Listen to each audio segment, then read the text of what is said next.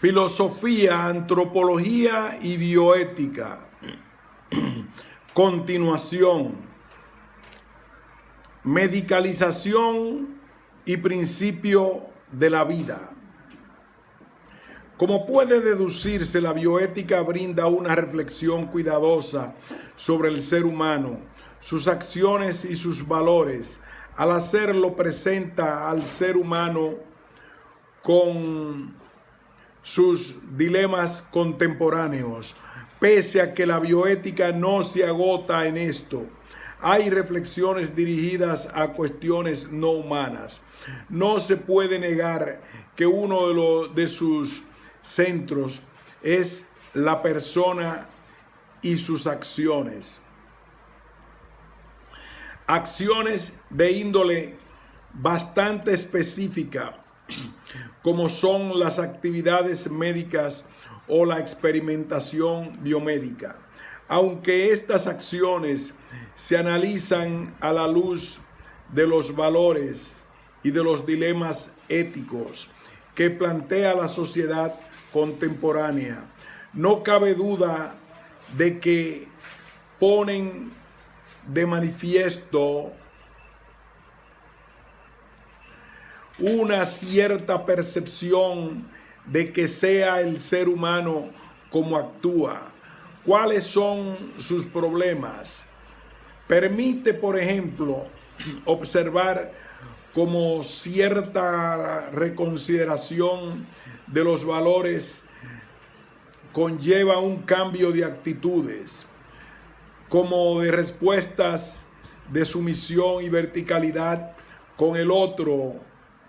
Se está pasando a actitudes de respeto de sí y del otro, y a una mayor horizontalización en las relaciones con los semejantes, entre ellos con el médico.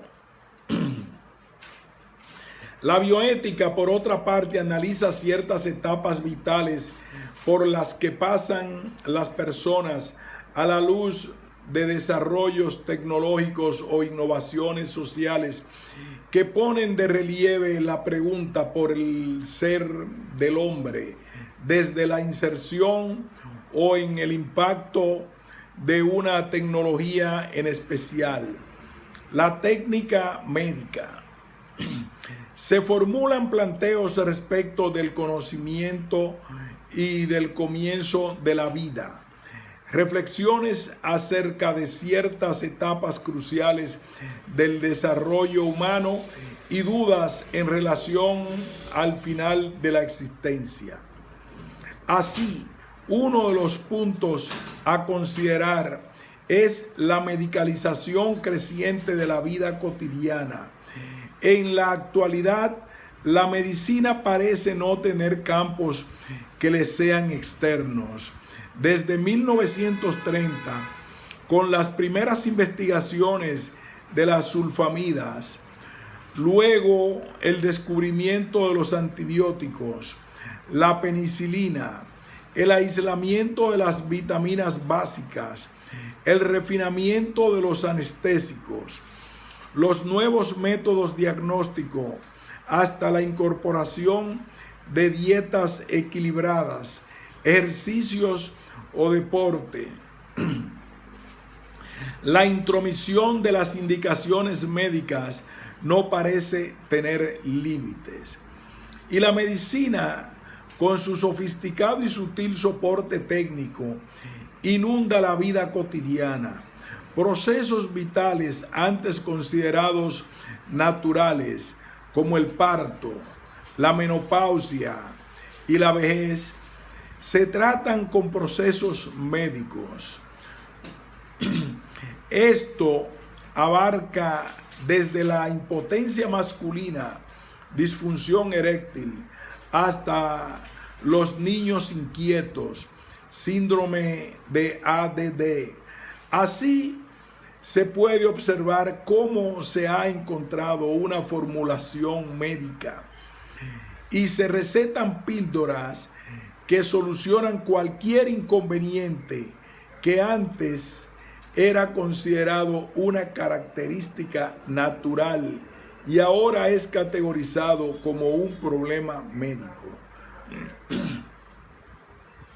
¿Tiene alguna relevancia este sutil y al parecer inocuo proceso de medicalización en nuestra concepción de nosotros mismos? Una posible lectura es adherir al credo progresista que anima la medicalización. Se trata de ver a la salud como sinónimo de bienestar material, eficiencia laboral, éxito profesional y capacidad de consumo. Así se pueden señalar como logros el destierro de algunas de las enfermedades más temidas y la postergación de la muerte, si bien la mayoría de lo dicho únicamente se aplica a las sociedades industrializadas, dejando a vastas partes del planeta en una postergación total, diezmadas por enfermedades infecciosas y con expectativa de vida de alrededor de 40 años.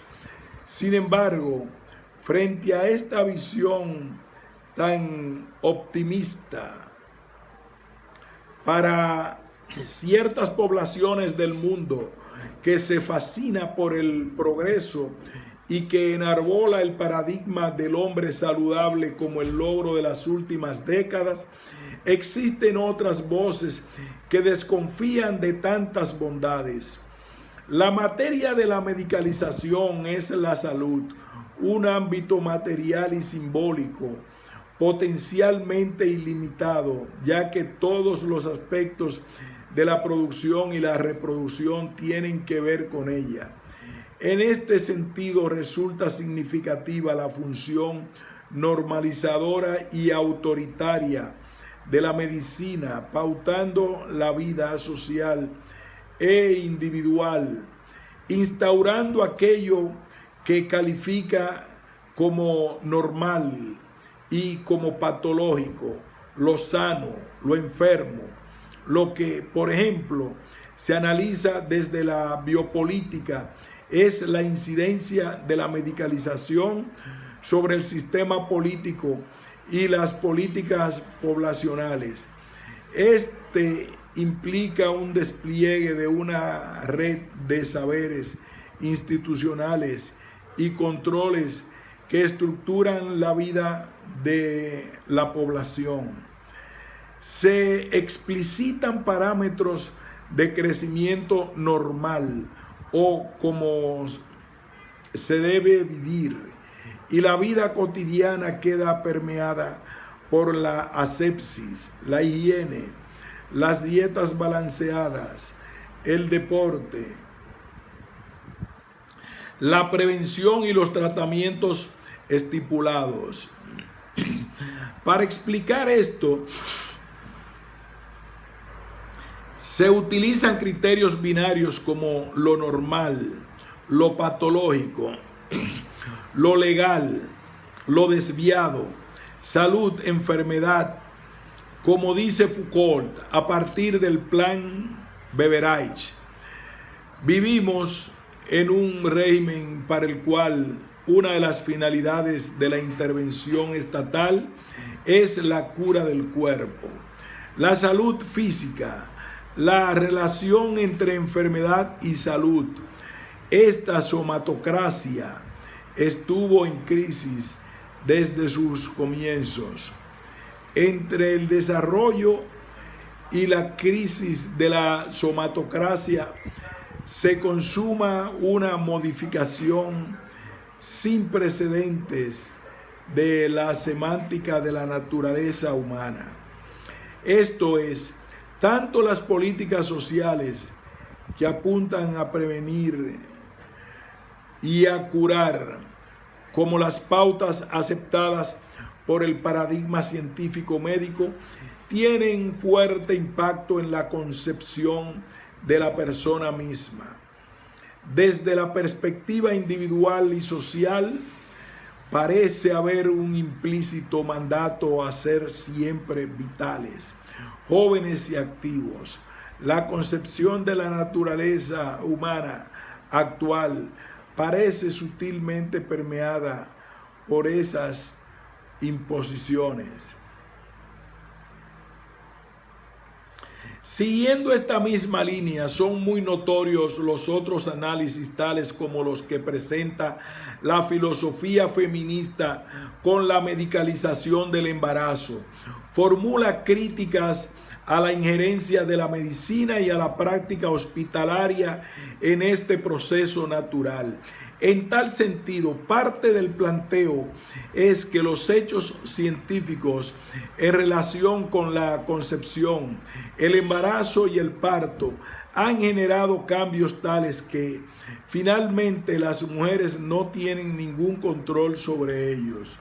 Hasta las primeras décadas del siglo XX, el médico, además de realizar un examen visual del cuerpo, dialogaba con la mujer, le preguntaba por los síntomas y los padecimientos para poder a partir de allí interpretar lo que estaba sucediendo. Esta iba proveyendo las pautas y los datos de la situación de salud o enfermedad de ella y del feto en su interior. Con la medicalización del embarazo, este diálogo se interrumpe a raíz de la injerencia de métodos diagnósticos, ecografías, análisis clínicos, que oscurecen la participación de la mujer. Esta pasa a ser una mera observadora y contenedora del feto en crecimiento. Pierde toda autoridad y conocimiento sobre sí misma.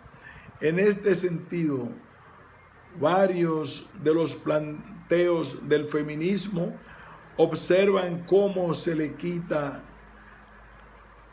a la mujer este rol vital y como la mujer desaparece frente al nuevo conocimiento tecnocientífico certero e incuestionable.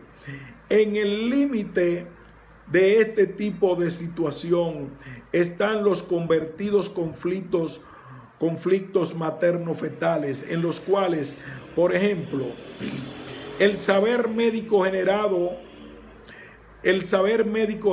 una tensión tal que en muchos casos termina en antagonismo dilemático.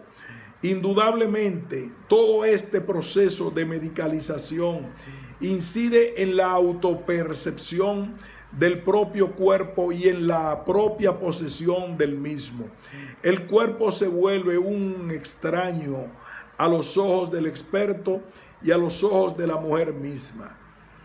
Las mujeres y los pacientes en general tienden a desaparecer frente a la mayor realidad que adquieren los análisis clínicos, los métodos diagnósticos. Sus palabras y sus relatos pierden importancia, ya que lo único real parece ser la interpretación tecnocientífica. Otras cuestiones que se esgrimen en relación al principio de la vida se vinculan con posibles modificaciones a partir de la aplicación de nuevas técnicas en reproducción. Estos análisis abarcan desde madres sexagenarias hasta complicadas relaciones parentales, en donde la madre genética es la abuela o la tía del niño.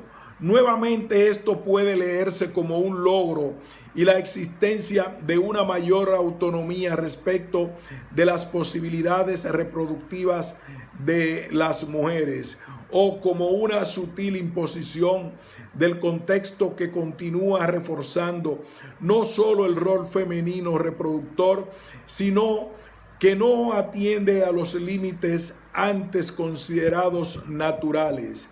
Hoy, por ejemplo, mujeres solas de 40 y pico de años pueden acceder a congelar sus óvulos para lograr más adelante el anhelado embarazo. Posibilidad real o ilusión creada por este nuevo mercado reproductivo. Debemos reflexionar acerca de la posibilidad de elegir sexo y a medida que pase el tiempo respecto de las alternativas de seleccionar algunos rasgos genéticos. ¿Cómo incide este nuevo abanico de posibilidades en nuestra concepción del ser humano? ¿Cómo influye en nuestra percepción de los límites entre lo que se puede o no realizar con seres humanos? ¿Podemos elegir y diseñar nuestra futura descendencia? ¿Es válido no interferir en la carga genética de un hijo si se sabe que esto implicaría transmitirle una enfermedad genética? Tómese en cuenta que esto implica alterar pautas milenarias por las cuales este tipo de suerte era obra divina o de la naturaleza, pero en la cual los seres humanos no tenían derecho a intervenir. Ahora no solo parece que no existe la tal suerte y que se puede tener derecho a interferir, sino aún más se tiene una obligación.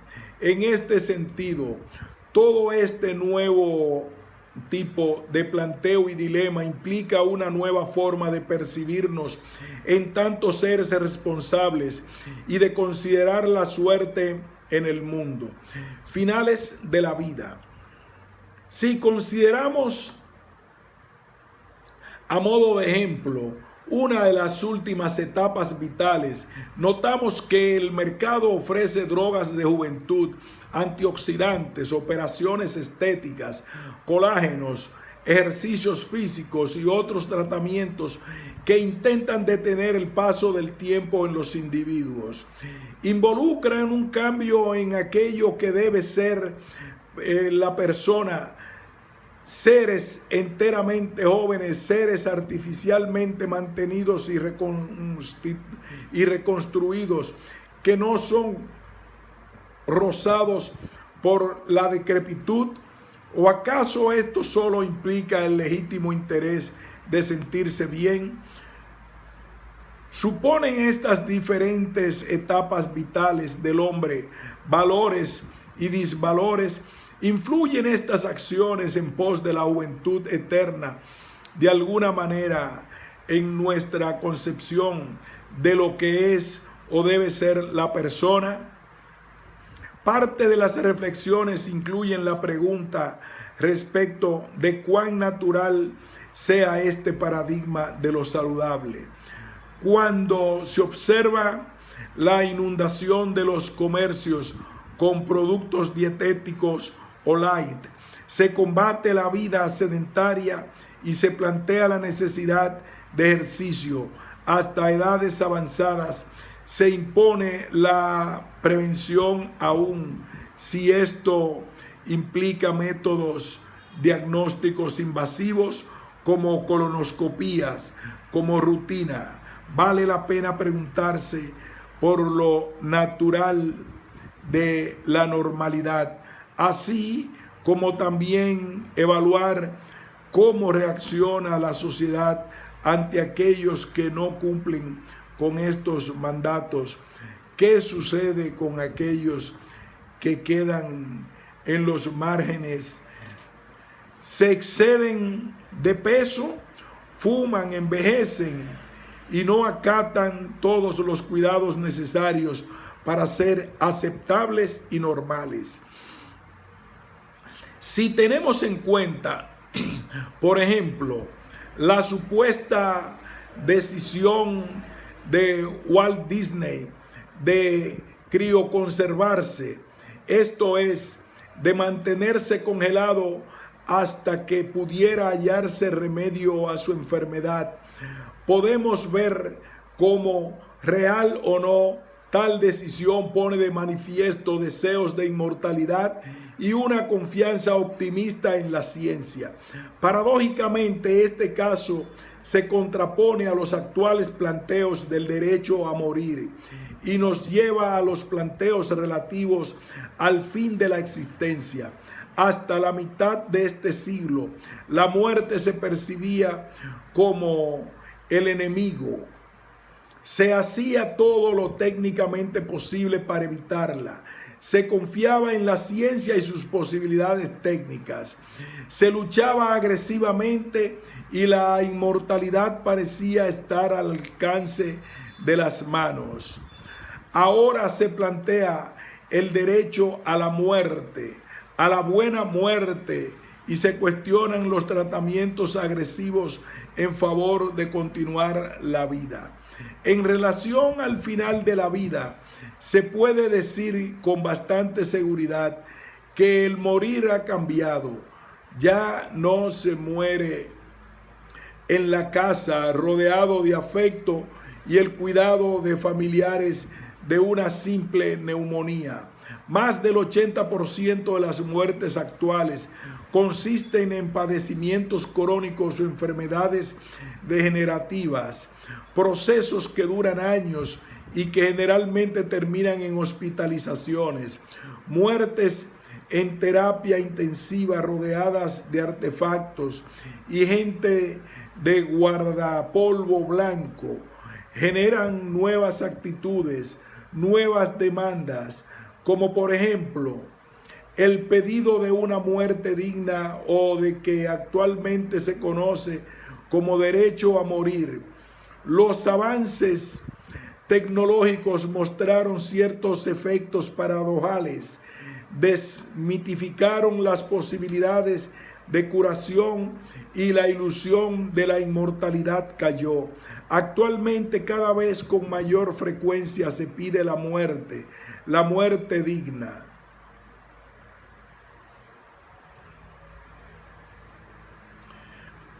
Una cuestión interesante que surge a raíz de estas reflexiones es la idea de muerte digna. ¿Qué significa este nuevo concepto de vida y muerte digna? ¿Qué relevancia tiene un planteo antropológico? ¿Alude acaso la pérdida de la dignidad a la pérdida de la humanidad? Que signifique la muerte está indisolublemente unido a que signifique la vida. Nuestras muertes son un componente de nuestras vidas y acerca de ellas podemos realizar elecciones significativas. Parece entonces importante una reflexión y conceptualización acerca de cómo queremos vivir nuestra muerte. ¿Se trata de un derecho? ¿Implica un planteo universal? ¿O tienen incidencia en esta conceptualización de la muerte tradiciones, cosmogonías y posiciones culturales frente a la muerte? Por otro lado, cambios tecnológicos y necesidades sociales como los trasplantes de órganos han llevado a cambiar los criterios que definían la muerte. La muerte deja de ser algo fácilmente identificable por la falta de latidos del corazón y de la respiración para quedar en manos de especialistas que gracias a complicados estudios determinan si alguien está vivo o no. Muerte encefálica. Nuevamente todo este proceso de medicalización quita a las personas las pocas certezas que poseían. ¿Cómo puede ser que alguien esté muerto si respira y su corazón late, ayudado por la tecnología, pero manteniendo signos básicos de vitalidad? Ya no podemos decir que alguien murió. Se necesita el conocimiento médico y sofisticados métodos diagnósticos para establecer la muerte. Winslade y Ross hacen las siguientes distinciones. Los muertos recientes, newly dead, son aquellos a los que se les aplica el criterio de muerte encefálica. quienes, aunque se los diagnostica muertos, siguen respirando con la ayuda de máquinas. Los casi muertos, nearly dead, por ejemplo, Karen Ann Kenland, quien en estado vegetativo persistente y sin recobrar nunca la conciencia, mantuvo sus funciones vitales durante los 10 años posteriores a que se le quitara el respirador. Y los muertos vivientes, living dead, aquellos pacientes conscientes o semiconscientes, pacientes que no comparten una completa experiencia humana, personas completamente paralíticas o imposibilitadas, pero sin una enfermedad terminal. Hay diferencias sustanciales entre estas tres categorías de seres. Podemos decir que todos ellos que son personas, si se deja de lado la tercera distinción, los muertos vivientes, se puede notar que las otras dos categorías no tienen ni tendrán una mínima vida consciente. Kant nos hablaba del sustrato de un haz de voliciones orientadas en la ley moral. Esto supone una racionalidad, si no actual, al menos potencial, en función de esta concepción kantiana de persona. Siguen los casi muertos y los nuevos muertos siendo personas, o se trata de meros cuerpos que mantienen ciertas funciones periféricas, se trata de meros individuos psicofísicos. Tiene sentido decir de ellos que llevan una vida digna, tienen derechos. La bioética parece abrirnos a una infinidad de interrogantes que pueden ser recuperados por una antropología filosófica y que pueden ser continuados y profundizados por ella. El caso de la clonación de embriones. En este apartado me interesaría ilustrar la pertinencia de la bioética en la antropología filosófica con un caso específico que pone en cuestión, entre otros, a los conceptos de persona y de entidad personal. Se trata de la clonación de embriones humanos. Aclararé en primer término en qué consiste la clonación. Se trata de la reproducción asexual inducida artificialmente que produce seres genéticamente idénticos al original, a partir del cual fueron clonados. Esto implica la creación artificial de embriones gemelos. En octubre de 1993 se presentó en el Congreso de la Asociación Americana de Fertilidad y de la Sociedad Canadiense de Andrología y Fertilidad el siguiente trabajo: clonación experimental de embriones polipenetrados usando una zona prelúdica artificial. En el mismo se mostraba la posibilidad de donar embriones humanos no viables.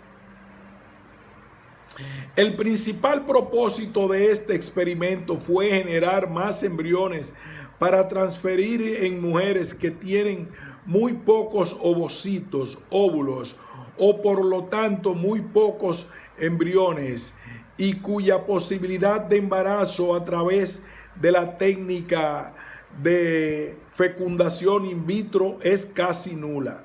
Una pregunta a formularse es si la aceptación de esta tecnología implica un cambio en la conceptualización y las valoraciones de las personas.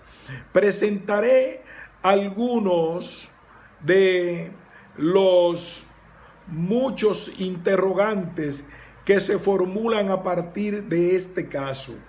A. Uno de los primeros puntos en cuestión es plantearse qué es el embrión. ¿Se trata de una persona plena, de una persona potencial o de un conjunto de tejidos? Para poder responder a esto hay que analizar qué significa ser persona, cómo se define persona, qué diferencias hay, si las hay, entre vida humana y persona.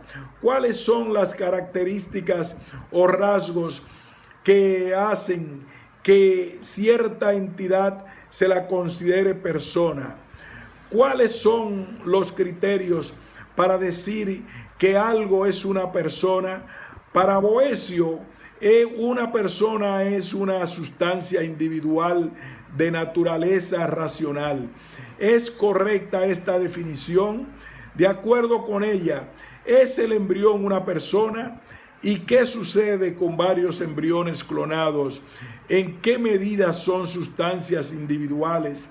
El estatus ontológico del embrión, como ya es sabido, plantea grandes problemas y todavía mucha controversia, y a ella se le puede sumar la peculiaridad de los clones o embriones clonados.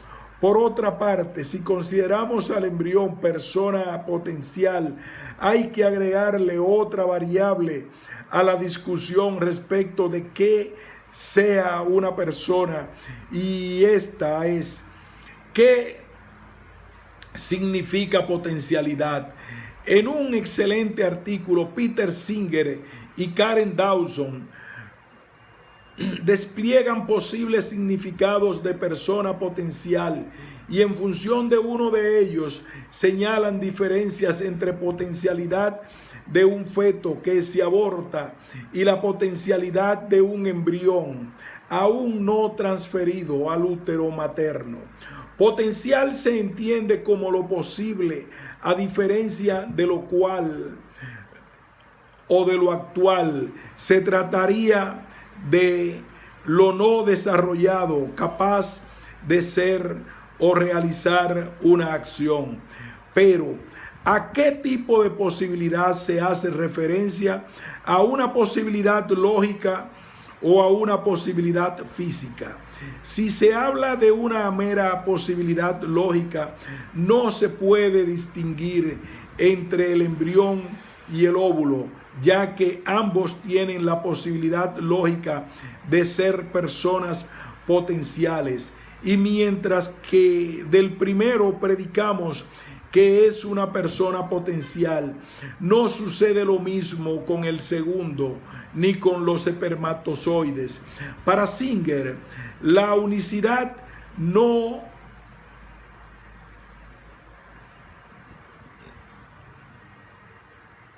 señala la diferencia relevante en la potencialidad de un embrión y un óvulo.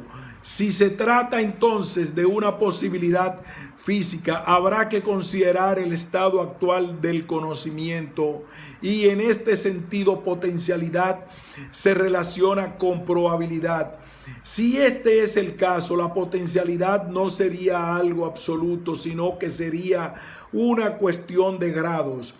Se trata de un planteo diferente del habitual, que parte del concepto de persona potencial y evita la cuestión de grado. Un segundo punto a considerar plantea qué significamos por identidad humana. ¿Modifica en algo a este concepto la existencia de clones genéticamente idénticos? Derek Parfit sostiene que individuo es la instancia única e irrepetible de la especie humana. ¿Acaso la posibilidad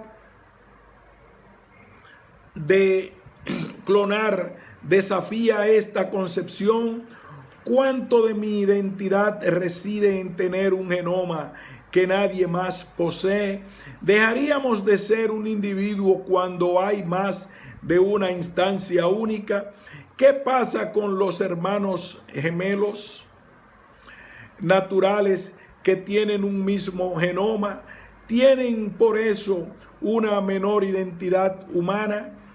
Pareciera que no, no somos solo nuestros genes, sino un conjunto de experiencias subjetivas, sociales, culturales.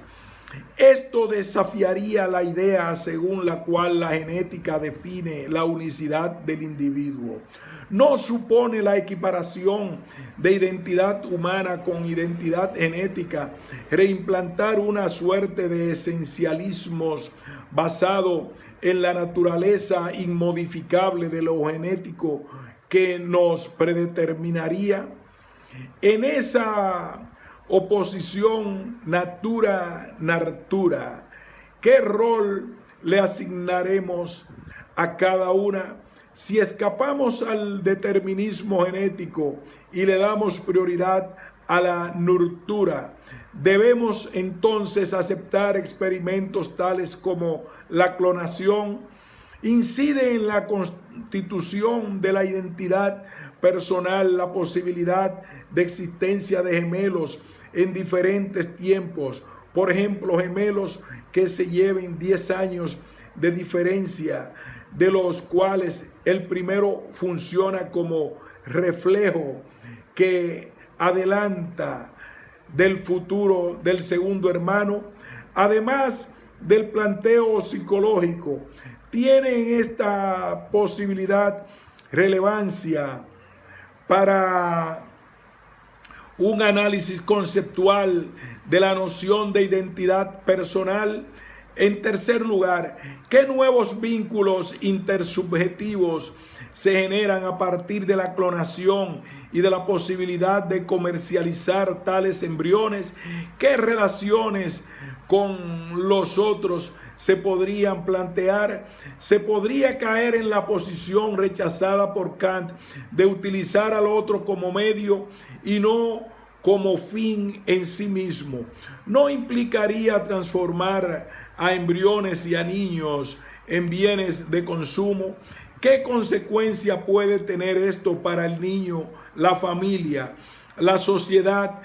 ¿Cómo se percibe al otro en esta concepción antropológica? Dentro de esta línea argumental surgen variaciones. Clonar embriones para usarlos como reservas de órganos de otros clones llevados a término. ¿Qué implicaciones puede tener en la concepción de ser humano que se tenga? No solo parece tratarse como medio al clon y al futuro bebé que nacerá, sino como un mero depósito de material biológico utilizable. De aquí podría llegarse a establecer una división entre personas de primera y personas de segunda, aquellas que sirven de reservorio de órganos de las primeras. La posibilidad de servir como banco de reserva de órganos o tejidos lleva hacia otro problema con fuertes resonancias antropológicas. ¿Qué concepción del cuerpo humano está implícita? Un cuerpo humano como mercancía, como propiedad. Así dice Berlinguer que esta concepción plantea un acentuado conflicto de intereses y sobre las condiciones de la extracción de órganos en general, de la transformación y de la distribución de tales materiales, en cuanto ellos son al mismo tiempo un objeto que se puede transformar en mercancía y en un sujeto que es parte o proyecto de un ser humano. A raíz de este tipo de concepción se señalan problemas de propiedad. ¿Quiénes tienen la propiedad de ciertos órganos o material biológico? Aquellos que los poseen, sus padres, la institución que los produjo. Este tipo de planteo surge claramente con los problemas de las patentes de material biológico por parte de investigadores o laboratorios. Como se puede observar a través de esta enunciación de problemas e interrogantes, la bioética inevitablemente nos lleva hacia un análisis antropológico, nos hace reflexionar acerca de qué somos, cuál es nuestra esencia o aquello por lo cual nos consideramos personas. El ser humano contemporáneo no puede permanecer indiferente frente a la tecnología y el impacto de esta en él. Gilbert Hotois, por ejemplo, señala que los desarrollos tecnocientíficos hacen estallar física y conceptualmente el mundo y el orden llamado natural. En el prefacio de El paradigma bioético, una ética para la tecnociencia, aclara que hay una pregunta teórica que atraviesa todo el libro, y esta es la cuarta pregunta kantiana: ¿qué es el hombre? No solo podemos leer el caso de la clonación como un ejemplo en donde se manifiestan problemas respecto de la noción de persona e identidad personal, sino también como un ejemplo de las posibilidades concretas de los usos y abusos de las nuevas tecnologías e investigaciones biomédicas, un área problemática que ya tiene cierta tradición en la antropología filosófica. Otro punto de reflexión entre muchos que la bioética sin duda aporta a una antropología filosófica actual. Fin de este ensayo.